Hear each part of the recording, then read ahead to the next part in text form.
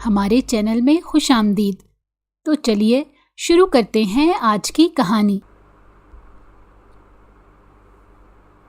آج کل کے اس مشکل وقت میں ایک عورت کے لیے زندگی گزارنا بہت مشکل ہوتا ہے، اور خاص طور پر ایک ایسی عورت جس کے سر پر کسی کی سرپرستی نہ ہو۔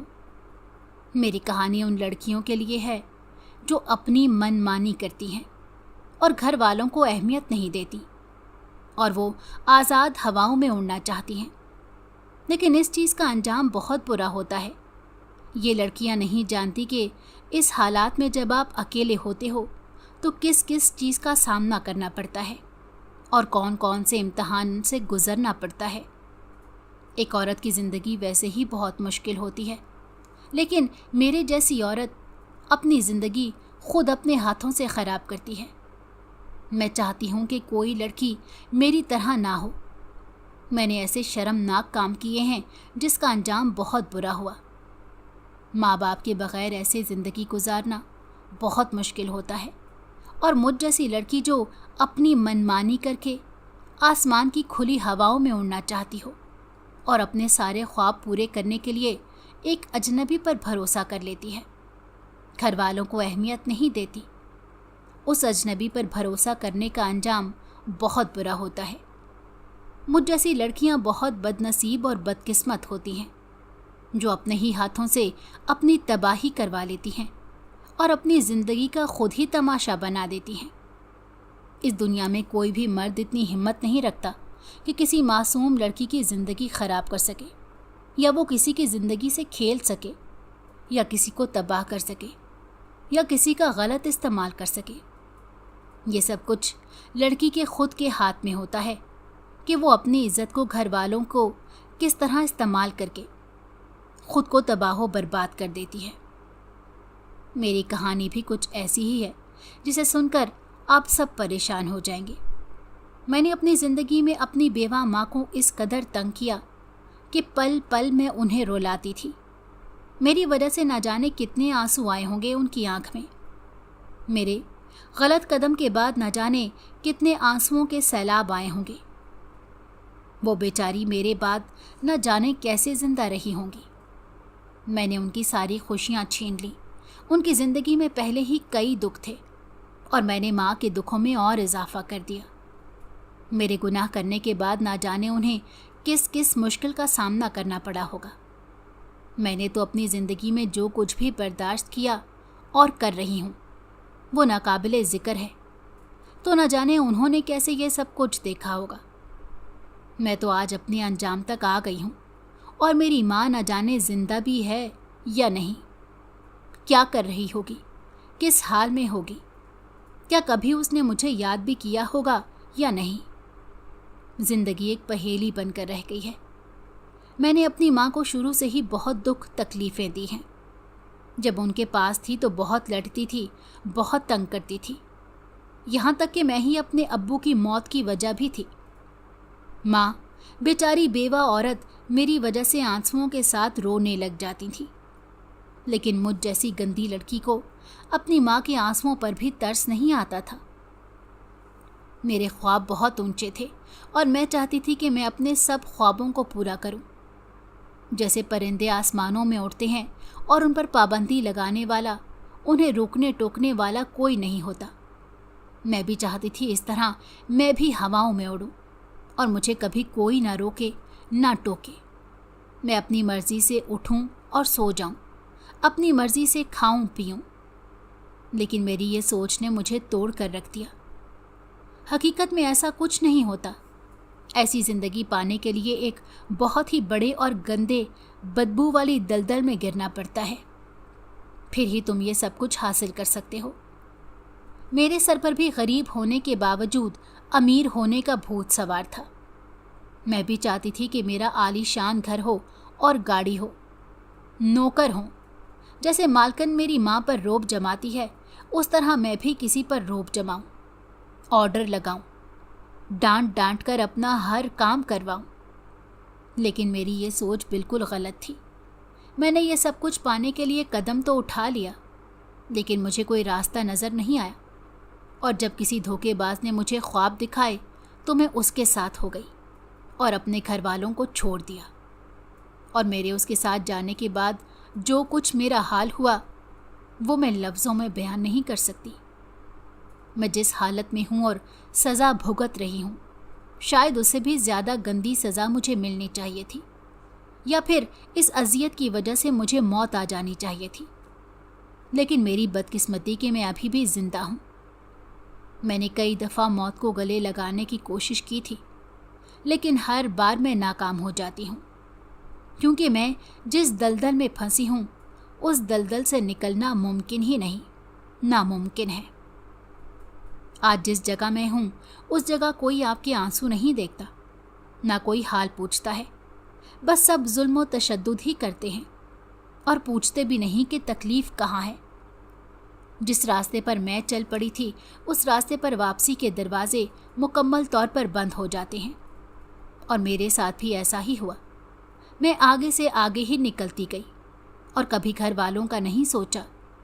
लेकिन एक वक्त ऐसा आया जब मुझे अपने किए पर बहुत पछतावा हुआ। मैं वापस लौटना चाहती थी, लेकिन मेरे जैसी लड़की जब वापस जाती है तो लोग उसे जिंदा ज़मीन में गाड़ देते हैं, या फिर वो लड़की मजबूर होकर फांसी ले लेती है। वापस जाने की मेरी हिम्मत कभी नहीं हुई।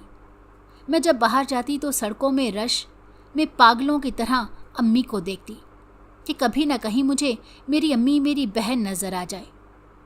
लेकिन नहीं, मुझ जैसी गंदी औरत को मासूम मजलूम कैसे नज़र आ सकते थे। मैं दुआएं करती थी कि काश कोई दिन ऐसा हो तो मुझे अम्मी नज़र आ जाए, लेकिन मैं बदनसीब उनको देखने से कासिर रही। काफ़ी अरसे तक मैं एक ऐसी जगह पर रही जो अम्मी के आस पास थी, लेकिन मैं हालात की मारी फिर भी उनका सामना नहीं कर सकी।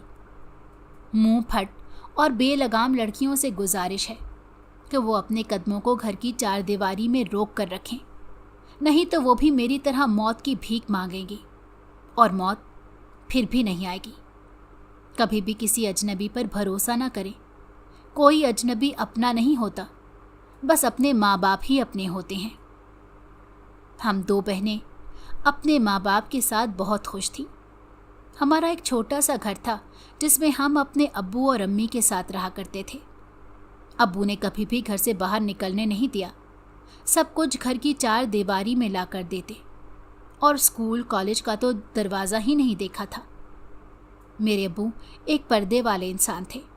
वो अम्मी को भी पर्दा करवाते थे और नमाज अदा करने का कहते, और जब हम बहनें कहीं जाती तो हमें सख्ती से पर्दे का कहते और कहते नकाब में रहना, तुम्हारा चेहरा दिखाई ना दे। लेकिन मैं बड़ी होने की वजह से खुद से ज़्यादा चालाक थी। मैं हमेशा घर वालों के कहने के उल्टा ही चलती थी। जब अब्बू ने नकाब करने की ताकीद की तो मैंने घर से निकलते हुए नकाब किया, और जैसे ही बाहर गए तो फ़ौरन नकाब उतार दिया। मुझे उनकी पाबंदियां बहुत बुरी लगती थीं। दम घुटता था मेरा। मैं परेशान थी और उनसे लड़ती थी कि कब मैं आज़ाद होंगी।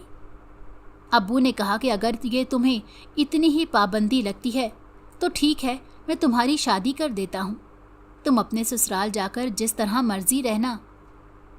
मैंने शादी से इनकार कर दिया और अब्बू से कहा कि नहीं, ऐसी बात नहीं है, बस वैसे ही नकाब पसंद नहीं है। उन्होंने कहा कि तुम हमेशा से ही नकाब करोगी, मुझे पसंद नहीं तुम्हारा चेहरा कोई देखे और बातें करे कि ये मुन्ना कसाई की बेटी है, तुम्हारा चेहरा ज़रा नज़र ना आए। अब वो बहुत सख्त तबीयत के थे, हर छोटी छोटी बात पर गुस्सा करते, अम्मी को बार बार गालियाँ देते, अम्मी को ताने देते और मारते, ऐसे इल्ज़ाम लगाते जो उन्होंने किए ही नहीं होते, और मेरा गुस्सा अम्मी पर निकाल देते, और मेरी अम्मी सब बर्दाश्त कर लेती थी। एक दिन मैंने अम्मी से चूड़ियों की फरमाइश की। अम्मी ने कहा तुम्हारे अब्बू को आज कहूँगी। मैंने मना कर दिया और बार बार बाज़ार जाने की तकरार की, तो अम्मी ने कहा अच्छा जाओ, जल्दी आ जाना, इससे पहले तुम्हारे अब्बू आ जाए। मैंने कहा नहीं, हम आ जाएंगे। मैं और तानिया चूड़ियाँ लेने घर से गए। अम्मी ने कहा नकाब करके जाना, कहीं तुम्हारा चेहरा ना अब्बू देख लें। और हुआ वही जिसका डर था। जैसे ही हम दोनों बहनें चूड़ियाँ लेकर घर आ रही थीं तो अब्बू जान ने मुझे देख लिया। वो दुकान से जल्दी घर आ रहे थे और मैं उस वक्त नकाब के बगैर थी और अपना परांदा घुमा रही थी। अब्बू ने मुझे देखते ही गुस्से से मेरा हाथ पकड़ा और घर ले आए। मैं सीधा कमरे में चली गई। अब्बू ने आते ही चीख कर आवाज़ लगाई, शाहिदा। अम्मी बावर्ची खाने से काम छोड़ कर आई। अब्बू ने कहा, तुम्हारी बेटियां कहाँ हैं? अम्मी ने कहा, वो चूड़ियाँ लेने गई हैं। अब्बू ने कहा, मेरे मना करने के बावजूद तुमने उन्हें घर से निकलने दिया? अम्मी ने कहा, बस 5 मिनट तक आ रही होंगी। अब्बू ने कहा, मैं ले आया हूँ उन्हें। अम्मी ने हैरत से अब्बू को देखा। अब्बू ने कहा, मुझे अफसोस इस चीज़ का नहीं कि ये दोनों बाहर गईं। मुझे अफसोस इस चीज़ का है, मैंने सख्ती से ताकीद की थी कि नकाब के बगैर बाहर कभी ना जाना। ये रानिया बेगैरत एक तो पर्दे के बगैर थी, ऊपर से सबके सामने सरेआम अपनी नुमाइश कर रही थी, परांदा घुमाती चली आ रही थी। अम्मी ने मुझे आवाज़ लगाई, रानिया जल्दी से बाहर आओ। मैं बाहर आई। अब्बू के सामने अम्मी ने मुझे एक ज़ोरदार थप्पड़ मारा। मेरे चेहरे पर अम्मी की उंगलियां छप गईं और मैं खामोश खड़ी रही। अम्मी ने अब्बू से कहा, आप परेशान ना हो, अब आपको शिकायत का मौका नहीं मिलेगा, मैंने ही इन्हें बिगाड़ दिया है। अब्बू ने अम्मी से कहा, शाहिदा तुम बहुत अच्छी हो जो मुझ जैसे गसीले इंसान के साथ गुजारा कर रही हो। अम्मी ने कहा, आप अच्छे हैं तभी मैं यहाँ हूँ। आप गुस्से के तेज़ हैं पर दिल के बुरे नहीं हैं और मैं आपसे प्यार करती हूँ।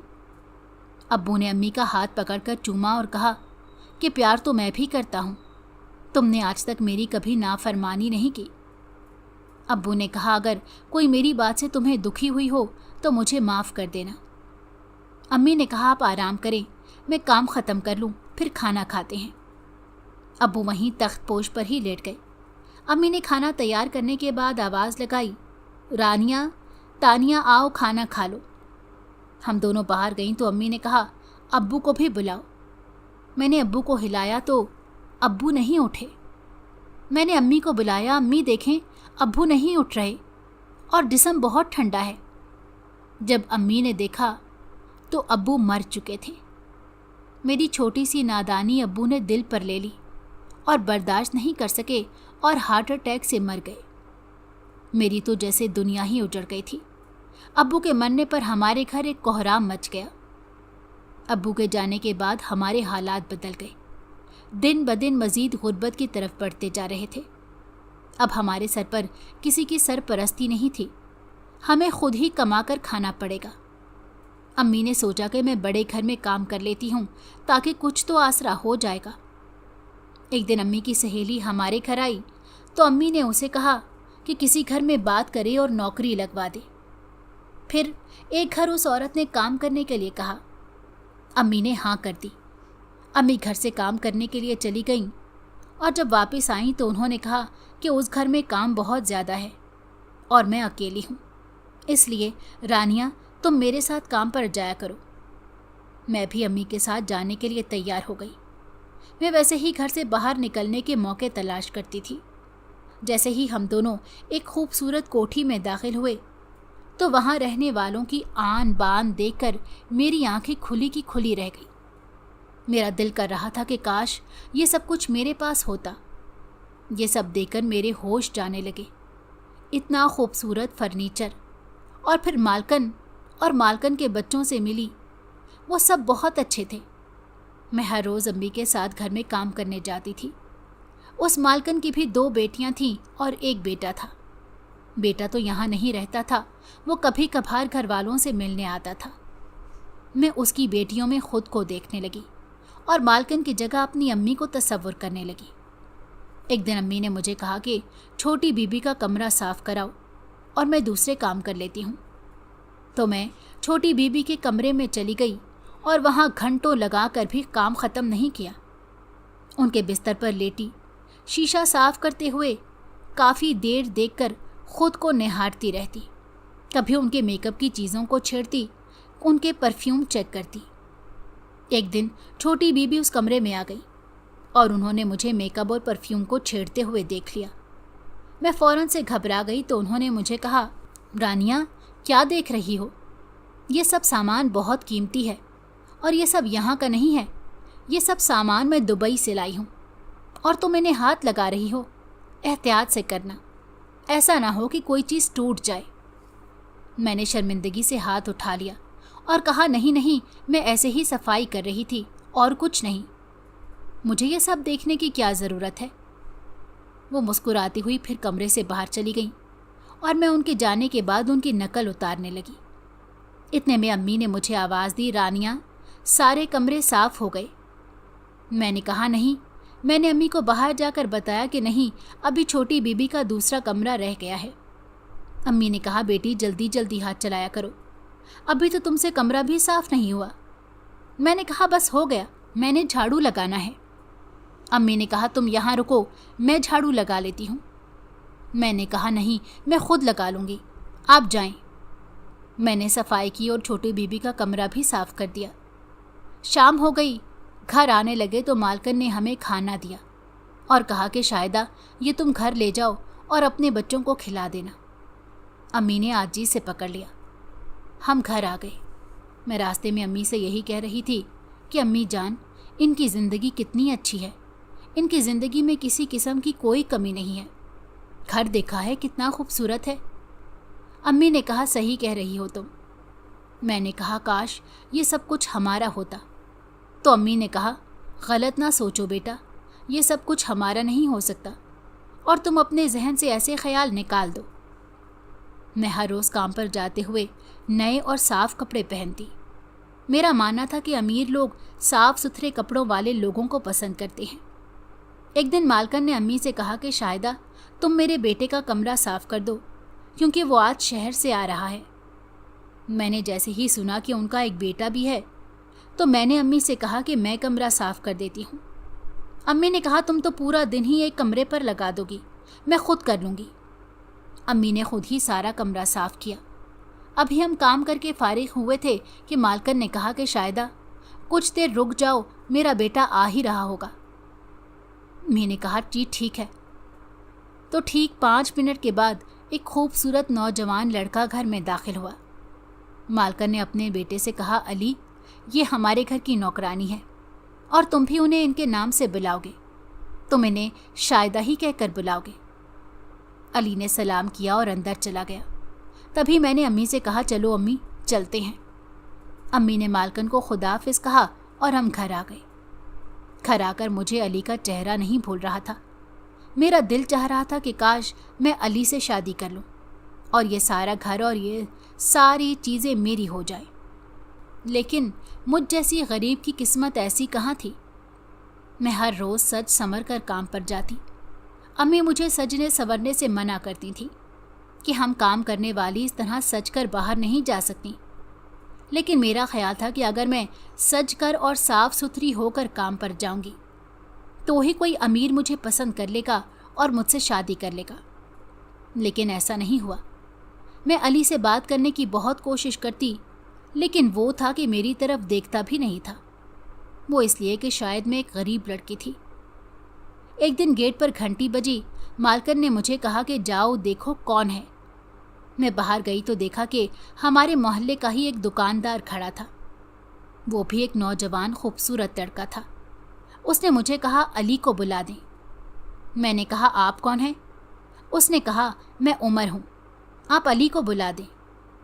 میں اندر گئی اور میں نے مالکن سے کہا کہ علی کو باہر کوئی بلا رہا ہے۔ مالکن نے کہا تم نے نام پوچھا تھا؟ میں نے کہا جی، عمر نام بتا رہا ہے، وہ جو پیچھے کی گلیوں میں جس کی دکان ہے وہ لڑکا ہے۔ مالکن نے علی کو آواز دی اور کہا کہ تمہارا دوست آیا ہے۔ علی باہر چلا گیا اور اس لڑکے کے ساتھ گاڑی میں کہیں چلا گیا۔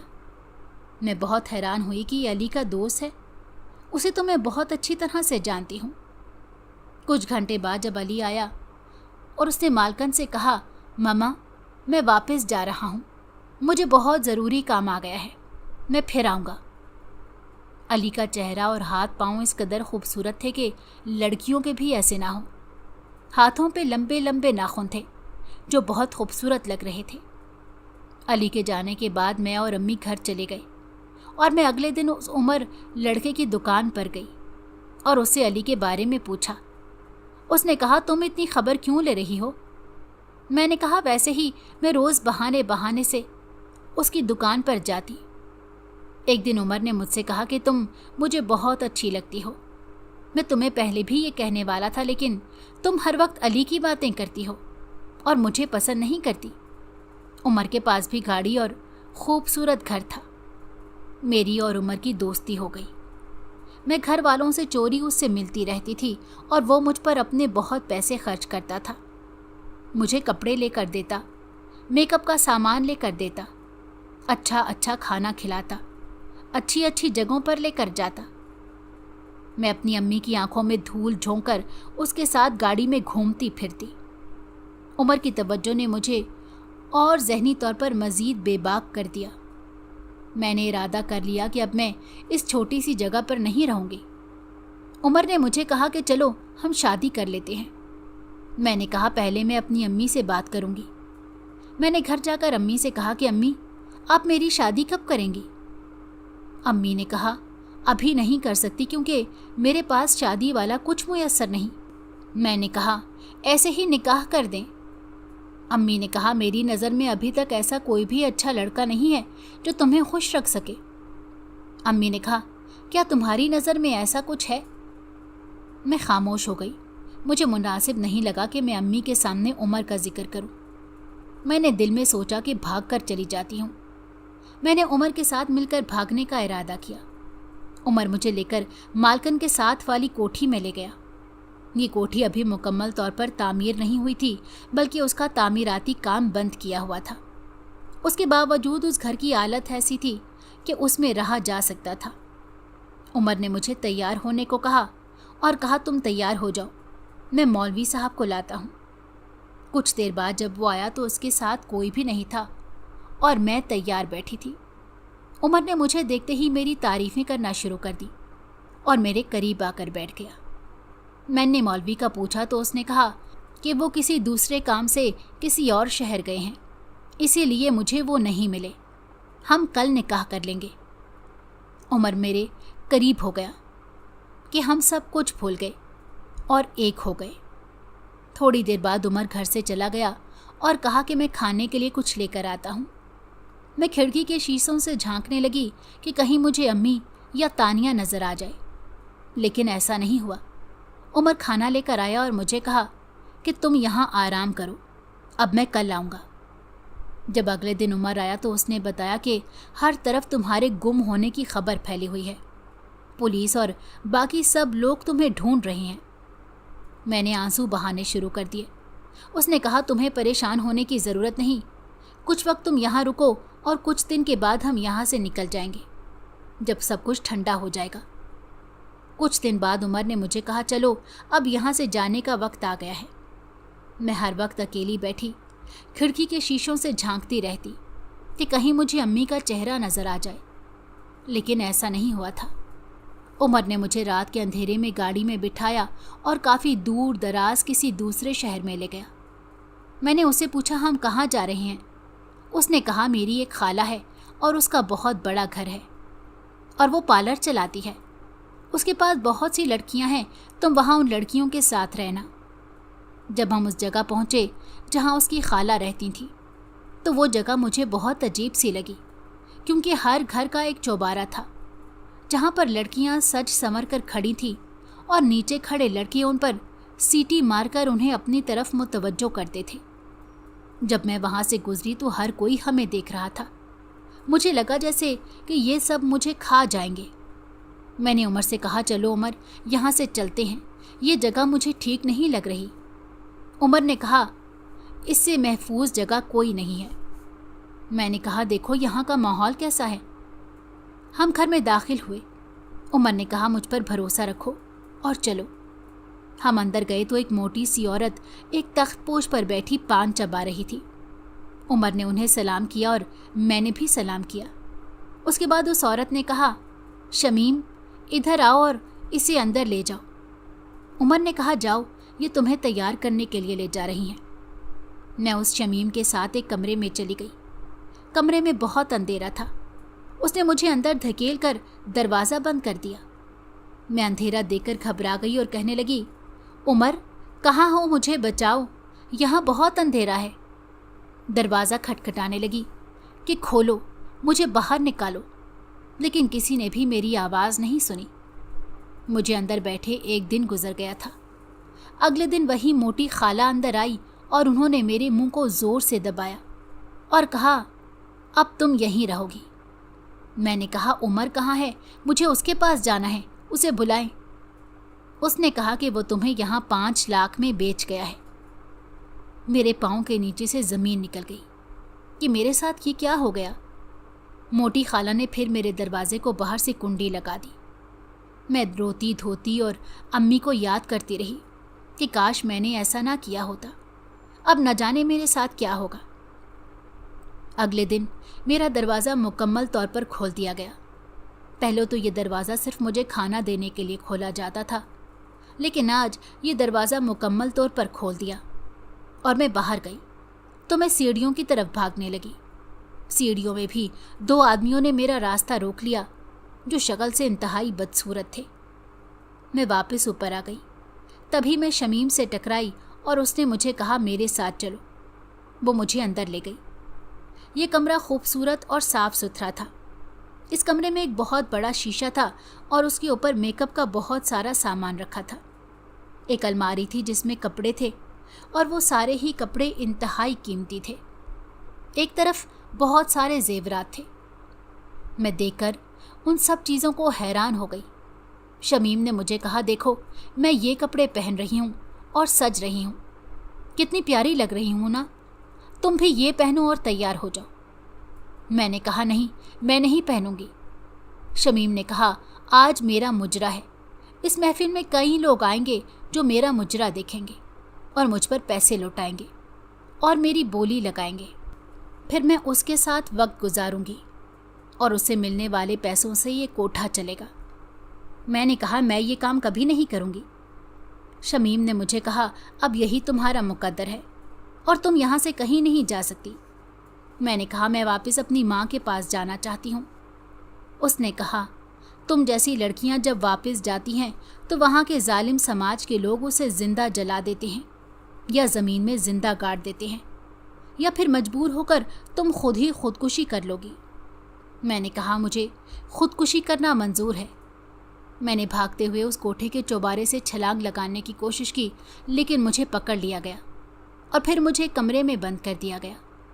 मैं वहाँ रोती रही, अम्मी को याद करती रही, अब्बू को याद करती रही कि वो मुझे नकाब का सही कहते थे, लेकिन मैं हमेशा उनकी नाफरमानी करती थी और अम्मी को बहुत सताती थी। अब मैं यहाँ से निकलूँ तो कैसे निकलूँ? और उमर ने भी मेरे साथ अच्छा नहीं किया। मैं मुसलसल रोती जा रही थी कि बेहोश हो गई। जब मेरी आँख खुली तो मैंने देखा कि शमीम मेरे चेहरे पर पानी डाल रही थी और मैं एक आली शान बिस्तर पर थी। मैंने फ़ौरन ही उठकर खुद को संभाला और कहा कि मैं कहाँ हूँ? तुम लोगों ने मेरे साथ क्या किया है? शमीम ने कहा, तुम बेहोश थी, इसीलिए मैं तुम्हें अपने कमरे में ले आई हूँ। अब अगर तुम चाहो तो मेरे कमरे में रह सकती हो। मैं शमीम के गले लगकर रोने लग गई। उसने कहा, अब रोने का फ़ायदा नहीं, तुम खूबसूरत हो और अगर तुम्हें कोई भी गाहक देखेगा तो तुम पर 1 मिनट में आशिक हो जाएगा, तो उसे अच्छा पैसा कमाया जा सकता है। मैंने कहा, मैं ये सब करना नहीं चाहती। उस रात की महफिल में मुझे ज़बरदस्ती सजाया गया और मैं आंसुओं के साथ खड़ी थी और गाहक मेरी बोली लगाने लगे, मुझे हाथ लगाने लगे, जबकि मुझे कुछ भी अच्छा नहीं लग रहा था। मैंने शोर मचाना शुरू कर दिया, चीखने चिल्लाने लगी, चीज़ें तोड़ने लगी। तो फिर मुझे कमरे में बंद कर दिया गया। मैं बहुत रोई कि मैं क्या कर बैठी हूँ, अपने ही हाथों से अपनी ज़िंदगी तबाह कर दी। काश मैंने अपने अम्मी अब्बू की बात मानी होती और किसी अजनबी पर भरोसा ना किया होता, तो आज मैं इस हालत में ना होती। यहाँ आने वाले गाहक मुझे इस तरह हाथ लगाते जैसे कि मुझे नोच रहे हों। कोई मुझसे ज़बरदस्ती करने की कोशिश करता तो कोई मुझे अपने साथ ज़बरदस्ती कोठे से बाहर ले जाने की ज़िद करता। लेकिन मैं उस कोठे से भी कदम बाहर नहीं निकालना चाह रही थी, क्योंकि बाहर के लोग यहाँ आने वाले लोगों से ज़्यादा ख़तरनाक और दरिंदे थे। यहाँ पर फिर शमीम और मोटी औरत और उसके गुंडे मेरा ख्याल रख लेते थे। मैंने भागने का इरादा तर्क कर दिया। एक दिन फिर मेरी बोली लगाई गई और मैंने चीखना चिल्लाना शुरू कर दिया। शमीम ने मुझे कहा कि तुम ऐसे ना किया करो, तुम नहीं जानती तुम्हारे साथ क्या होगा। ये बहुत ख़तरनाक लोग हैं, ये ना जीने देते हैं और ना चैन से मरने देते हैं। तुम्हारे साथ भी ऐसा ही होगा, इसीलिए तुम खामोशी से इनकी बात मान लो। मैंने दिल में सोचा, काश कि एक बार मुझे उम्र मिल जाए तो मैं अपने हाथों से उसका कत्ल कर दूंगी, लेकिन ऐसा मुमकिन नहीं हुआ। फिर मोटी खाला को एक कॉल आई जिसमें कि वो मेरे बारे में बात कर रही थी। मैंने शमीम से कहा कि ये क्या बात कर रही हैं। उन्होंने कहा, ये तुम्हारी हरकतों से तंग आकर मालकन को तुम्हारी शिकायत लगा रही है और वो बहुत बुरी है। उसके जुल्म बहुत ख़तरनाक है, वो बहुत तकलीफ़ देती है और अगर कोई उसकी बात ना माने तो उसे ऐसी ख़तरनाक सज़ा देती है कि सारी ज़िंदगी तड़पने के अलावा कोई चारा नहीं बचता। मेरे लिए भी गाड़ी बुलाई गई। मैंने कहा मैं नहीं जाऊंगी, क्योंकि मैं शमीम की बातों से खौफज़दा हो गई थी।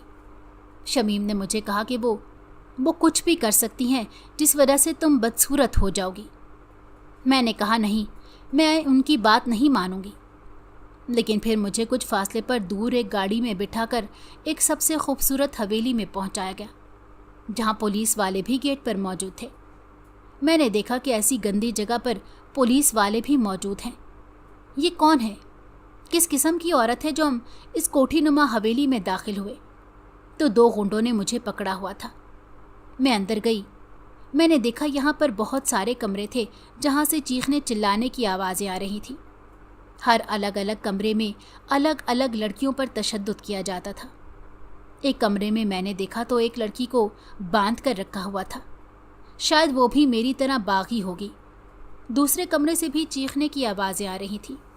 मैं उधर गई तो देखा कि एक गाहक लड़की को मनाने के लिए उस पर तशद्दुद कर रहा था, लेकिन उसके बावजूद कोई भी उसकी आवाज़ नहीं सुन रहा था और ना ही कोई उसे बचा रहा था।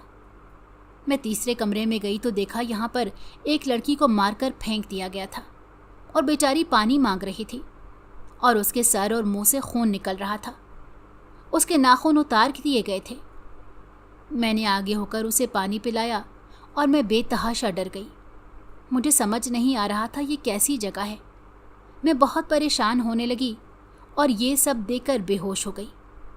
जब मुझे होश आया तो देखा मैं फिर एक खूबसूरत बिस्तर पर थी और एक डॉक्टर मेरे सर पर था। मोटी खाला भी यहाँ पर मौजूद थी। मैंने डॉक्टर से पूछा मुझे क्या हुआ है। तब उसने बताया कि तुम माँ बनने वाली हो।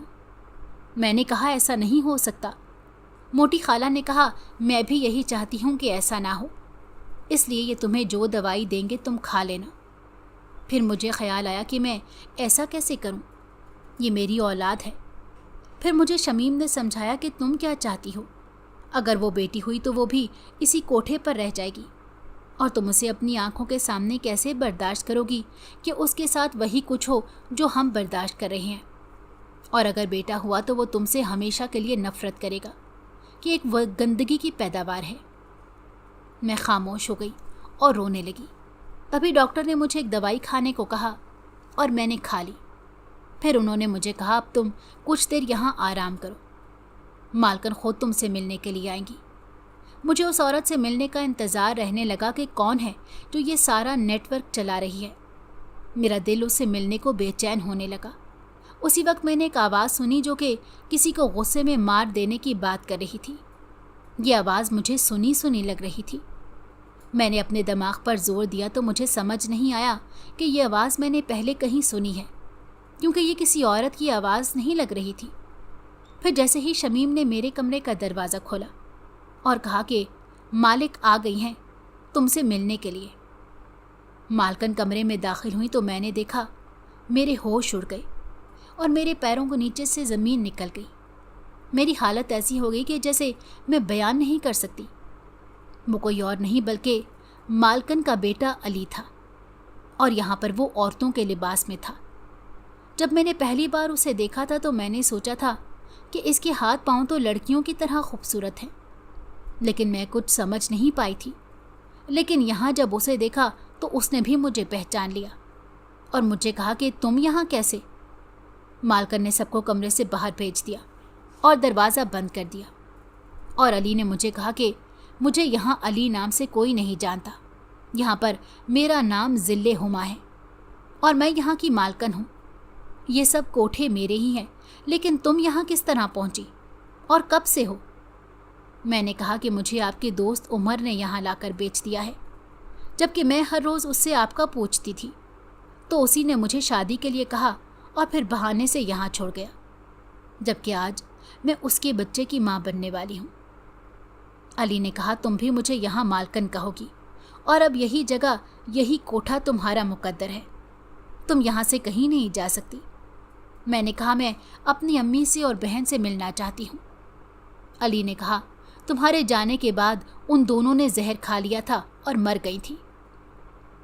मैं रोने लगी और कहने लगी, काश कि वो जहर मैंने खाया होता तो आज वो जिंदा होते। वो मेरी वजह से बेमौत मारी गई हैं। अली ने कहा, बस यही तो तुम जैसी लड़कियां हरकत कर देती हैं और भुगतना पीछे वालों को पड़ता है। मैंने अली से कहा, क्या तुम लड़का नहीं हो? अली ने कहा, वैसे तो मैं लड़का ही हूँ, लेकिन फिर ये सारा नेटवर्क मेरा है और मैं ही यहाँ का बादशाह हूँ। ये सब मुझे यहाँ मालकन के नाम से जानती हैं और तुम भी अब मुझे मालकन के नाम से ही जानोगी और कहकर बुलाओगी। मैं चाहता हूँ कि तुम भी अब इस ज़िंदगी को अपना लो और अपनी पिछली ज़िंदगी को भूल जाओ। तुम भी तो शुरू से ही ऐसी आज़ाद ज़िंदगी चाहती थी जिसमें कोई रोकने टोकने वाला ना हो और तुम गाड़ियों में घूमो, अच्छा खाओ पियो। तो ये ज़िंदगी वैसी ही है, यहाँ तुम्हें कोई नहीं मना करेगा। तुम जो मर्ज़ी करो, लेकिन हमारा एक उसूल है, काम के वक्त सिर्फ काम और हर गाहक खुश होकर जाना चाहिए ताकि वो दोबारा भी आए और उन्हीं पैसों से ये कोठा चलता रहे और इस कोठे पर रहने वाली औरतों के घर चलते रहें। कुछ औरतें यहाँ सच बोल कर आती हैं और कुछ अपने घर वालों से झूठ बोल कर आती हैं। मैं तुम्हें ये सब हकीकत इसलिए बता रहा हूँ क्योंकि तुम्हारी माँ ने मेरी खिदमत की है। तुम्हें यहाँ किसी किस्म की परेशानी नहीं आने दूंगा और बस तुम खुद को इन सब कामों के लिए तैयार कर लो। ये सब मेरे जुल्म के बारे में जानती हैं। मैं बहुत बुरा सलूक करता हूँ और तुम मुझे मजबूर ना करना कि मैं तुम्हारे साथ भी ऐसा ही कुछ करूँ। मैंने अपने आंसू को पोंछा और अली की बातों पर गौर करने लगी। अली कमरे से बाहर चला गया। शमीम ने मुझे कहा, क्या बात हुई तुम्हारी? मैंने कहा, कुछ नहीं। उसने कहा, तुमने क्या फ़ैसला किया? मैंने कहा, अब मैं यहीं रहूँगी और मेरे लिए इससे बड़ी और बदतरीन सज़ा और कोई नहीं होगी। मैं हमेशा के लिए यहीं पर रह गई और मालकन से मेरी दोस्ती बढ़ गई। वो कभी कभार मुझे बाहर भी ले जाया करता था। तो मैं चाहती थी कि मैंने वो सब कुछ हासिल कर लिया जो मैं चाहती थी। उसके बावजूद ये एक ऐसी दलदल थी जहाँ से मैं कभी निकल नहीं सकती। मेरी ख्वाहिशों की वजह से मेरे घर वाले मर गए। अली ने मुझे बताया कि उमर भी तो वो लड़का है जो मुख्तलिफ शहरों से लड़कियाँ लाकर यहाँ बेचता है और पैसे कमाता है। उसके अलावा उसका कोई कारोबार नहीं है। जबकि उमर ने मुझे कहा था कि वो दुबई आता जाता है और उसका काम बहुत वसी है। मैंने मालकन से कहा कि क्या ये सब तुम पहले से जानते थे? उसने कहा, हाँ, ये सब करने में वही मेरी मदद करता है। मैं रोने लगी और सोचने लगी कि न जाने उमर ने कितनी लड़कियों की ज़िंदगी तबाह की होगी। मैंने मालकन से कहा कि मुझे बस एक बार उमर से मिलवा दो। जब हम किसी अजनबी पर भरोसा करते हैं और घर वालों को अहमियत नहीं देते और घर वालों से भी हाथ धो बैठते हैं। मैं अपने अब्बू, अम्मी और तानिया के कातिल थी। मेरे लिए जितनी भी सज़ा होती कम थी और आज मैं इस हाल में इस कोठे पर हूँ। कोई नहीं जानता। मुझे मालकन की कॉल आई। उसने मुझे अपने कोठे पर बुलाया।